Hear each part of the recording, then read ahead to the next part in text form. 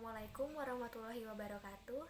Hai teman-teman, kembali lagi dengan saya Aulia Sapitri dengan nomor induk mahasiswa 20050760010. Saya dari Prodi Pendidikan Bahasa Sastra Indonesia dan Daerah angkatan tahun 2020 Universitas Mula Warman. Dalam kesempatan saya kali ini, saya akan membahas materi yang dipresentasikan oleh kelompok 1 kemarin dengan judul meningkatkan kecepatan dan keefektifan dalam membaca. Materi yang pertama yaitu meningkatkan kecepatan dalam membaca. Penerapan kemampuan berbicara disesuaikan dengan tujuan membacanya. Aspek bacaan yang digali keperluan dan berat ringannya bahan bacaan.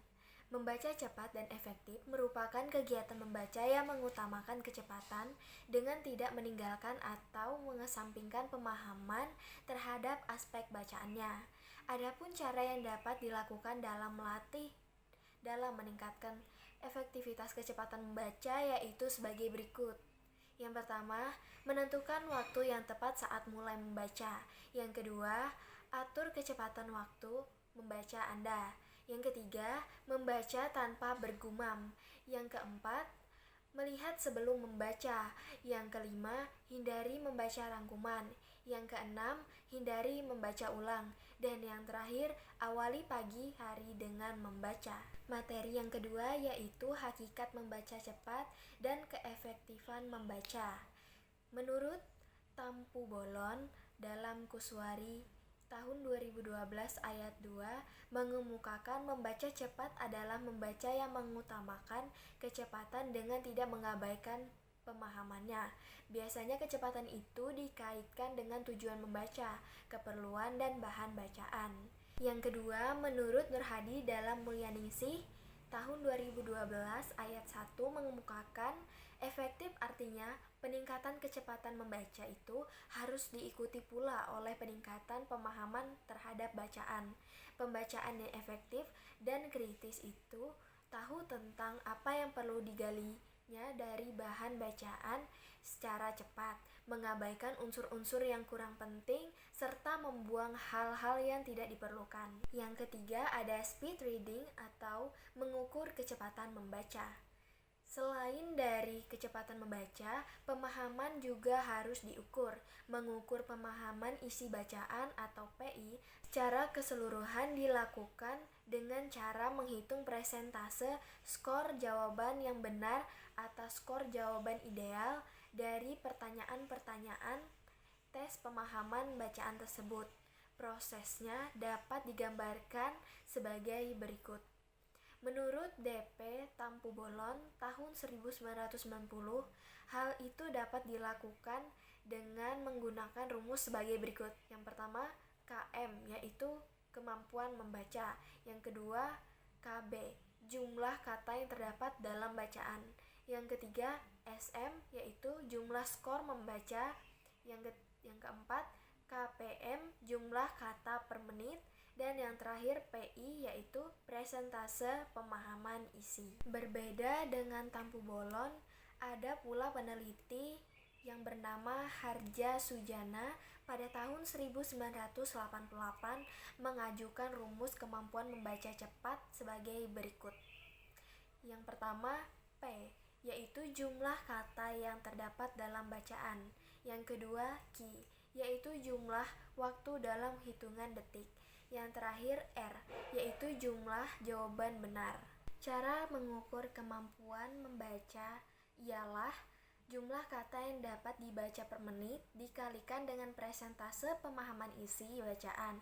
Misalnya, jika yang dapat Anda baca per menit adalah 200 kata dan jawaban yang benar atas pertanyaan-pertanyaan isi bacaan itu adalah 60%, maka kemampuan baca Anda adalah 200 kali 60% sama dengan 120 kpm atau kata per menit. Jika diterima bahwa lulusan SLTA diharapkan memiliki kecepatan membaca minimum 250 kata per menit dengan pemahaman minimum 70%, maka kemampuan membaca minimum lulusan SLTA ialah 250 kali 70% sama dengan 175 kpm atau kata per menit. Masuk ke dalam materi 3, yaitu kemampuan membaca yang dikembangkan dalam membaca cepat. Yang pertama ada kemampuan membaca sampai 2-3 kali lipat, dapat mendemonstrasikan membaca cepat sebagai sarana meningkatkan kecepatan membaca. Yang kedua, meningkatkan pemahaman terhadap bacaan. Yang ketiga, meluasnya jangkauan jarak gerak mata sebagai sarana meningkatkan kecepatan membaca. Yang keempat, berkurangnya kesalahan-kesalahan dalam gerak mata yang menghambat kecepatan membaca. Dan yang terakhir, menghilangkan kebiasaan-kebiasaan jelek yang menghambat kecepatan membaca. Dan masuk ke materi yang terakhir, yaitu pembaca yang efektif dan pembaca yang tidak efektif.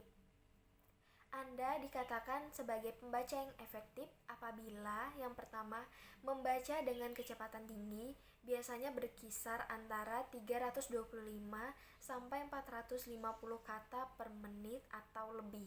Yang kedua, kecepatan membaca bervariasi, bergantung pada tujuan, keperluan, dan bahan bacaan.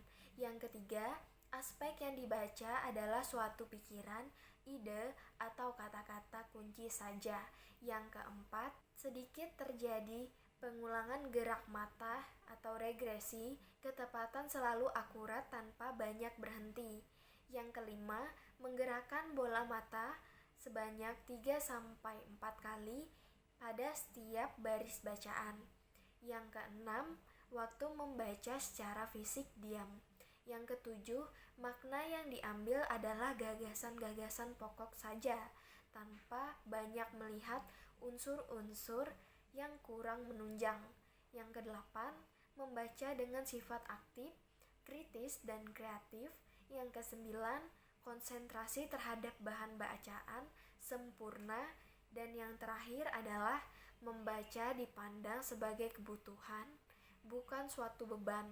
Keperluan atau didesakan untuk membaca selalu ada. Dan apabila Anda dikatakan sebagai pembaca yang tidak efektif apabila membaca dengan kecepatan rendah, umumnya antara 100 sampai 200 kata per menit atau kurang. Yang kedua, membaca dengan kecepatan konstan, yaitu untuk berbagai cuaca atau kondisi membaca. Kecepatan itu selalu sama meskipun pada tujuan, bahkan bacaan atau keperluan yang berbeda. Yang ketiga, gerakan mata diarahkan atau dipusatkan pada kata demi kata dan memahaminya secara terputus. Yang keempat, banyak terjadi pengulangan gerak mata atau regresi. Dan yang terakhir, menggerakkan bola mata 8 sampai 12 kali atau lebih pada setiap baris bacaan. Sebagai penutup pada materi terakhir, saya akan memberi kesimpulan, yaitu seorang pembaca yang lambat barangkali hanya tidak tahu bagaimana caranya membaca cepat, sehingga apa yang dilakukannya tidak efisien, lambat dan lemah dalam tingkat kepemahamannya akibat ada gangguan membaca yang tak disadari. Barangkali juga salah satu faktornya. Kecepatan dan pemahaman dapat ditingkatkan dengan metode dan teknik mengembangkan kecepatan membaca, kemudian diikuti oleh latihan yang intensif plus membiasakan diri membaca dengan cepat. Maka dalam beberapa minggu saja akan melihat hasilnya.